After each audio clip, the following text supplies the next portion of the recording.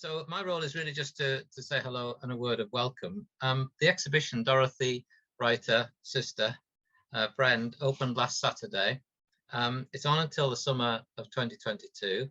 It will change over time. We hope perhaps to have a major loan in the springtime. But what we have at the moment is itself absolutely worth visiting. Dorothy's Grasmere journal is there, the rarely seen bridal journal, the first and last of her surviving letters.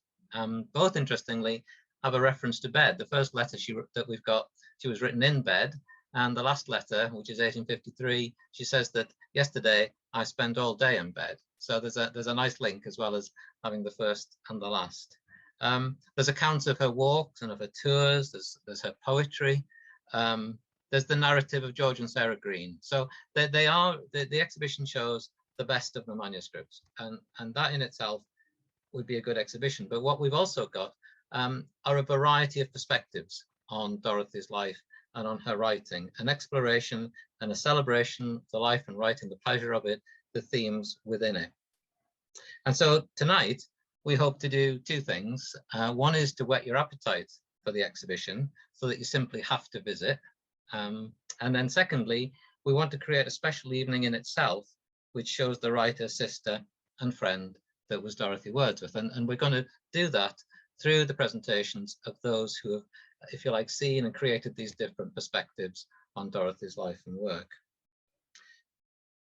Rather wonderfully, we're going to end the evening with a special guest, if you like, and that is Pamela Wolfe. And Pamela Wolfe we all know very well as the editor of Dorothy's journals, a great scholar of literature as well, of course, but it's to Pamela and her writing and her journals and the exhibition that she did in 2012 that we have turned to more than any other as our reference point. So towards the end of the evening, Pamela's going to join us for just a few moments, and she's going to give her reflections on the exhibition and what she's seen tonight, and maybe another thought or two on Dorothy that I'm sure she'd like to share. So I just have to do one or two words of thanks. Obviously, we have to thank the National Heritage Lottery Fund, or is it the National Lottery Heritage Fund? Michael will tell me. Forgive me for getting that wrong. They funded all this. It's part of the Reimagining Wordsworth exhibition, so we must thank those. We must thank our colleague Melissa Mitchell, who has been a driving force. It's worth saying that this great collaborative project began in about 2018, and Melissa's been very much part of the team, as well as the people that you'll see this evening. So a great thank you to Melissa for her ideas and her organization. Many of the labels that you see have been written by a number of different people, and writing a label is a bit of a challenge. How much, what can you say about Dorothy's journals in 50 words? And that's the challenge that many people have taken up. And so there's a great variety of voices there. I'd also like to pay tribute to a couple of others. Barbara and the members of the Flax Textile Artists Group have created some wonderful fantasy bonnets. And also a great friend of ours, Dee Fawcett, who's made the costume. And I think the Grasmere WI will join me in thanking Dee for the wonderful work that she's done. Others will get thanked as we go, but just in case they didn't get mentioned, I'd just like to do that. So straight away, let me hand over to Jo Taylor. Jo Taylor is, I should say Dr. Jo Taylor, is Presidential Fellow at the University of Manchester. She's simply been a joy to work with, I have to say. We'd all say that. She's been part of this project for about 3 years, and it started, as Jo will maybe remember fondly, of a walk up Scarfell Pike in costume in weather that wasn't very different to today. We ended up equally wet as if we went out today. And so, Jo, your scholarly eye has been invaluable in this project. So we look very much forward to you and hoping that you don't feel too poorly to join us now. Thanks, Jeff. I'm sorry, everybody, if I cough a bit through this. I've been downing chamomile tea for the last half an hour, so hopefully I won't. Yeah, that walk up Scafell was in weather very much like this, only we were all on Scafell saying everyone will be so worried about us, because the weather is atrocious. And then, of course, we got down and it turned out that the weather had only been atrocious on Scafell and absolutely nowhere else. So the Scarfall walk is one of the things that I want to touch on in this brief sort of 10-minute introduction to Dorothy and to the role that walking played in Dorothy's life.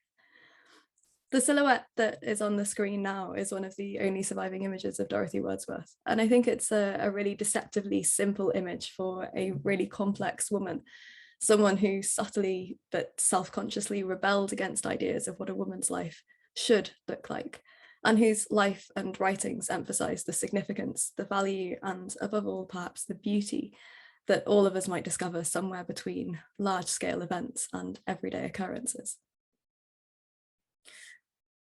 So Dorothy Wordsworth was born on Christmas Day in 1771 in Cockermouth. She was the third of 5 children born to John and Anne Wordsworth. But when her mother died, when Dorothy was just 6, she was sent away to live with her mother's cousin in Halifax, the only one of the siblings to be removed from the family home, and it was something that continued to puzzle her painfully throughout her life. In Halifax, Dorothy enjoyed a really sociable upbringing, structured largely by reading and by walking. When in 1887 she was sent to live with her maternal grandparents in Penrith, she found life very different. From Penrith, she felt restricted by her grandmother's kind of parochial interests and her insistence that nice girls didn't go out walking. Dorothy complained to her friend Jane Pollard that she never went out but on a Sunday. When she was permitted to go and live with her aunt and uncle a year or so later, she was mad with joy at the prospect of having leisure to read, work, walk, do as I please.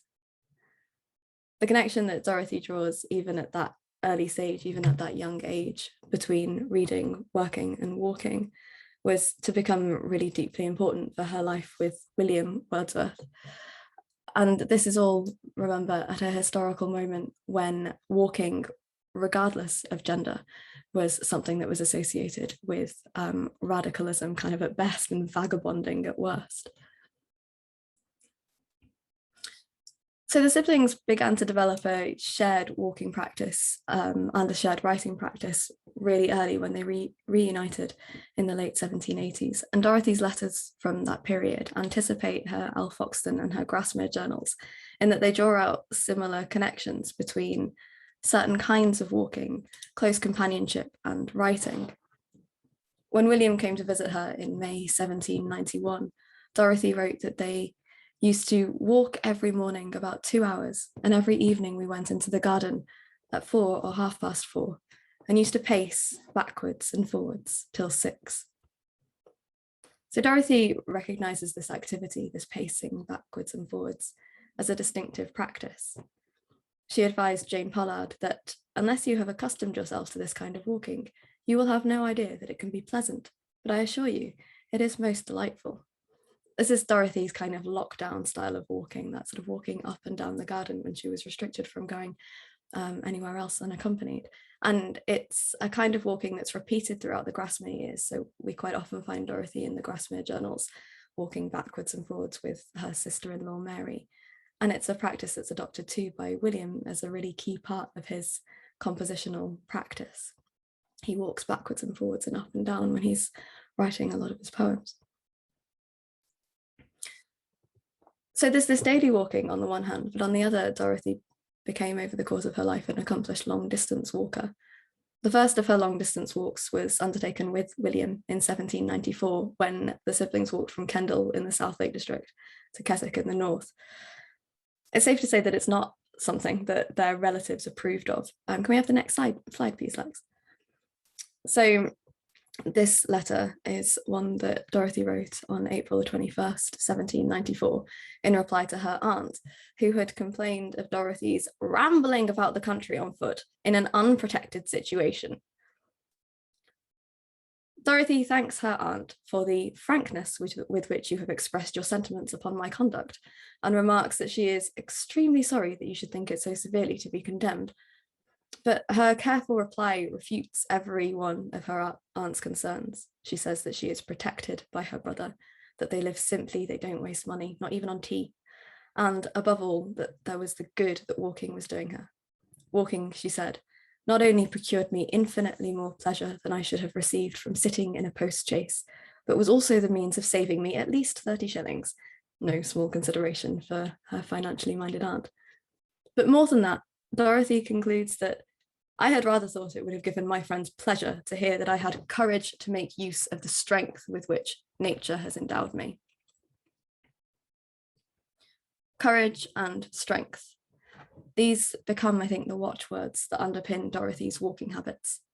Walking both gives her these qualities and it helps her to express them. So after she moved in permanently with William in 1795, Dorothy, as Pamela Wolfe has put it, lived in a more spacious freedom than most of us.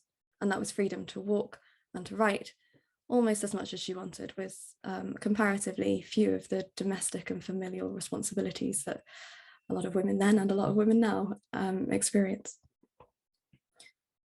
So as well as her almost daily walks in the local area, along with William and with other members of her family, including her sisters-in-law, Dorothy undertook several long-distance walking tours throughout her life.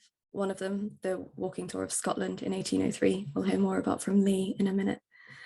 There was also the tour of the Alps in 1820 and another of the Isle of Man in 1828. But perhaps her most notable excursion was the ascent of Scarfall Pike in 1818, when Dorothy was 46, but still able to brag of her bodily vigour. She boasted that she was still able to cover 4 miles an hour across upland terrain.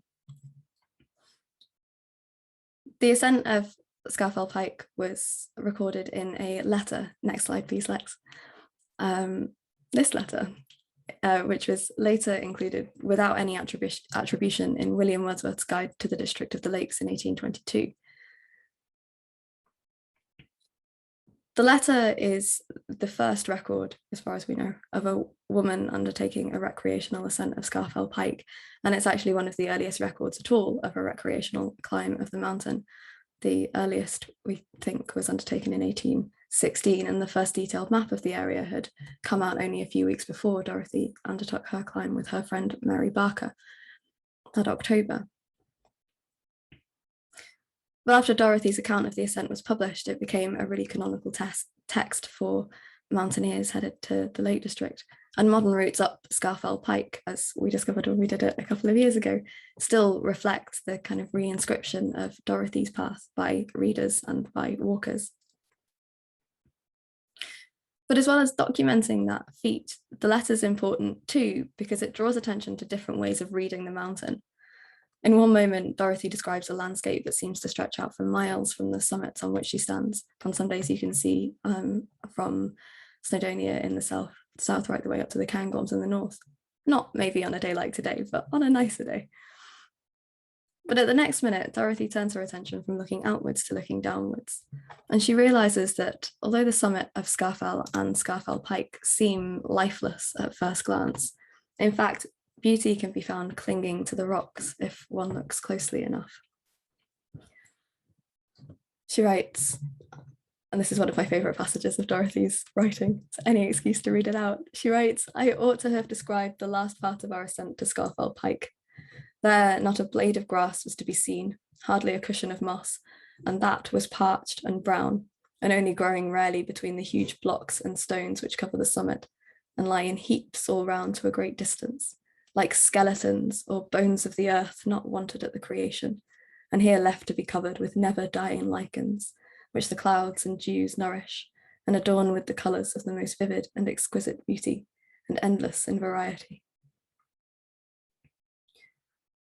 When she focuses on those details close to hand, rather than only rhapsodizing on distant prospects, Dorothy presents us with a perspective that we're not as accustomed to reading. She anticipates by more than 100 years writers like Nan Shepherd in finding that the view from the summit might be stunning, but no less important are the never-dying lichens on the summit. That ability to discover rich detail in apparent bleakness means that the endless variety that Dorothy locates on the mountains becomes translated into her writing and gives us endlessly new ways of reading both her texts and the places about which she writes. Can we have the next slide, Lex? So throughout her life then, Dorothy walks her way into writing and kind of writes her way into being. This is one of her early poems, the Grasmere fragment, written, I think, not long after she moves to Grasmere in 1799. And in this poem, she describes the way that walking sort of promotes her sense of belonging in the village. The poem records a solitary walk that develops that walker's sense of belonging somewhere, of becoming, as she says it, an inmate in the vale. Walking and writing offer Dorothy complementary ways of establishing her place in the world and of communicating the synergies that she discovers between her body and the world that nourishes it, imaginatively as well as physically. But after 1828, when Dorothy was only in her mid-50s, an infection stopped her walking. And last slide, please, Lex. She spent the remainder of her life until her death in 1855, largely bedbound, although family and friends like Henry Crabb Robinson, if they were brave enough to dodge around her walking stick, would walk with her in a wheelchair around Rydal's Gardens.